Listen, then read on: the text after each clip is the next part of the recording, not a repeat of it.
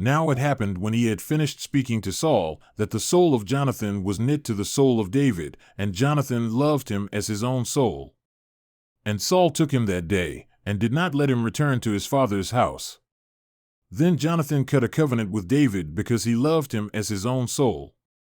And Jonathan stripped himself of the robe that was on him and gave it to David, with his armor, even his sword and his bow and his belt. So David went out wherever Saul sent him and prospered, and Saul set him over the men of war. And it was pleasing in the eyes of all the people and also in the eyes of Saul's servants.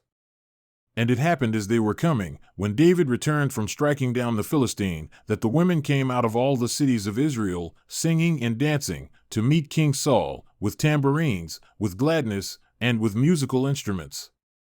And the women sang as they were merry and said, Saul has struck his thousands, and David his 10,000s. Then Saul became very angry, for this saying was displeasing in his eyes, and he said, They have ascribed to David 10,000s, but to me they have ascribed thousands. Now what more can he have but the kingdom? So Saul looked at David with suspicion from that day on. Now it happened on the next day that an evil spirit from God came mightily upon Saul, and he raved in the midst of the house. Now David was playing the harp with his hand, as usual, and a spear was in Saul's hand. Then Saul hurled the spear, for he thought, I will pin David to the wall. But David escaped from his presence twice. And Saul was afraid of David, for Yahweh was with him, but had turned away from Saul. Therefore Saul turned him away from his presence and appointed him as his commander of 1,000, and he went out and came in before the people. And David was prospering in all his ways, and Yahweh was with him. Then Saul saw that he was prospering greatly, so he dreaded him. But all Israel and Judah loved David, for he went out and came in before them. Then Saul said to David, Here is my older daughter Merab, I will give her to you as a wife, only be a man of valor for me, and fight Yahweh's battles. For Saul thought, My hand shall not be against him, but let the hand of the Philistines be against him.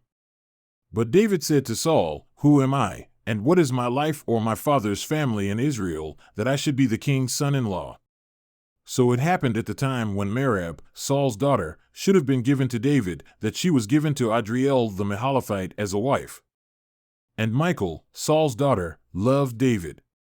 So they told Saul, and the thing was right in his eyes. And Saul said, I will give her to him, that she may become a snare to him, and that the hand of the Philistines may be against him.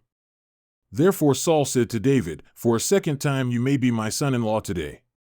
Then Saul commanded his servants, Speak to David secretly, saying, Behold, the king delights in you, and all his servants love you, so now, become the king's son-in-law.